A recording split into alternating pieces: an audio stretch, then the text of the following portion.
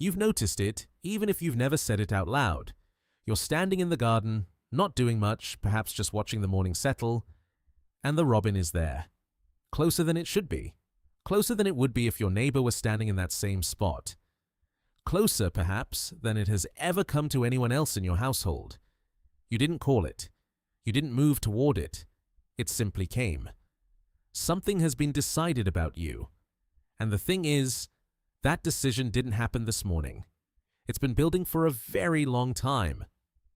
Stay with me. Welcome to Garden Bird Secrets. If you're new here, subscribe. Because what you're about to learn will change every morning you spend in your garden. In this video, we're going to look at 3 things: the number your garden birds keep specifically for you, the file they've built without you knowing, and a system of trust in your garden that operates entirely beneath your awareness. Stay until the end, because the final point will change how you stand in your garden from this morning onwards.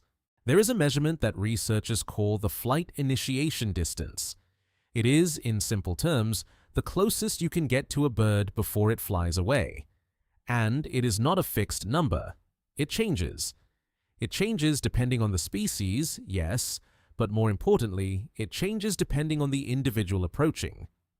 The same robin that holds its ground when you come within a meter may immediately take flight if your partner walks out through the same door. Research from the University of Exeter, working alongside long-term data from the British Trust for Ornithology, has shown that birds in familiar environments develop individual thresholds for individual people. Not one threshold for all humans. One for each of you. The bird is not being randomly cautious or randomly bold. It is applying a number. A number it has calculated through repeated observation of you specifically. How you move, how quickly, whether you tend to look directly at it or away, whether your presence has ever ended badly. In your garden, this means the distance at which your birds stay calm around you is not a coincidence of species behavior.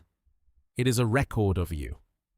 Every time you've moved slowly, every time you've not startled them, it has been counted, and your number has been adjusted accordingly.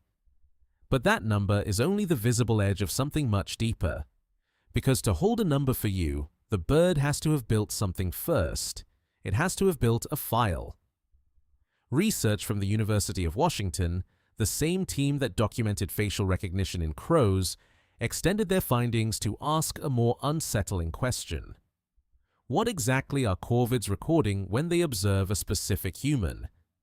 The answer was not just the face, it was the gait, the routine, the patterns of behavior that distinguish one person from another in ways that go far beyond appearance. Magpies in particular, our protagonist in this channel's earlier videos, were found to maintain detailed, individual assessments of people who regularly appeared in their territory. The same principle applies to the robin in your garden. The BTO's long-term garden bird observations have documented a behavior that garden owners report again and again: the robin that follows one specific person. Not the household.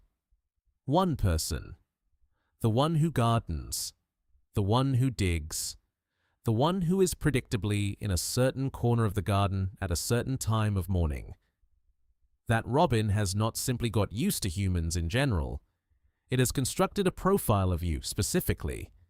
It knows where you tend to go. It knows the rhythm of your movements. It has learnt that when you dig, there are things worth investigating.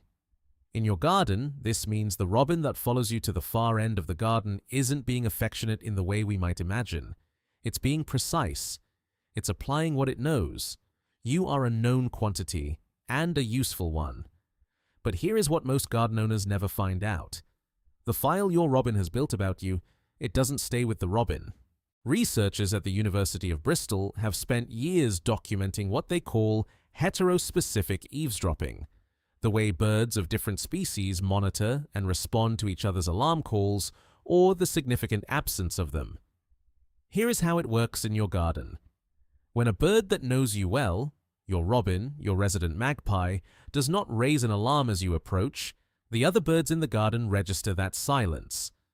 Silence, in bird language, is a signal. The absence of warning is itself information. A blue tit at your feeder is not making its own independent assessment of you every morning. It is, in part, deferring to the assessment of the bird that has known you longest. If that bird is calm, the blue tit updates its own threshold accordingly. If that bird trusts you, that trust is, in a meaningful sense, transferable. You are not starting from scratch with every new bird that visits your garden. You arrive with a reputation, a silent endorsement from the birds that have watched you the longest.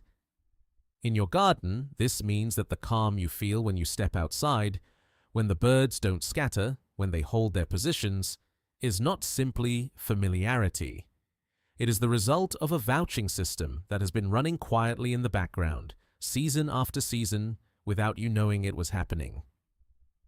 Stay with me, because this next part changes everything. Because there is a question underneath all of this that I want to sit with for a moment. Not the science of it, the meaning of it. The birds in your garden that let you get close have not simply got used to you. That framing undersells what has happened. Habituation is what occurs with background noise. What has happened in your garden is something more deliberate than that. Those birds have assessed you, repeatedly, over months, possibly over years. They have measured the gap between you and danger and found it to be consistently large. They have watched you move through their territory and recorded each time that you were not a threat. And then, at some point, a point you almost certainly missed, they made a decision. They filed you, not as harmless in general, as harmless specifically, as known, as the person who belongs in this garden. The BTO's long-term monitoring data suggests that this process, from first repeated sighting to stable, reduced flight initiation distance, can take anywhere from several weeks to a full season of consistent, non-threatening presence. There is no shortcut. You cannot perform safety. You can only demonstrate it morning after morning until the record is sufficient. And here is what I find extraordinary about that. Not extraordinary in a loud way, but quietly extraordinary in the way that things are when they're actually true.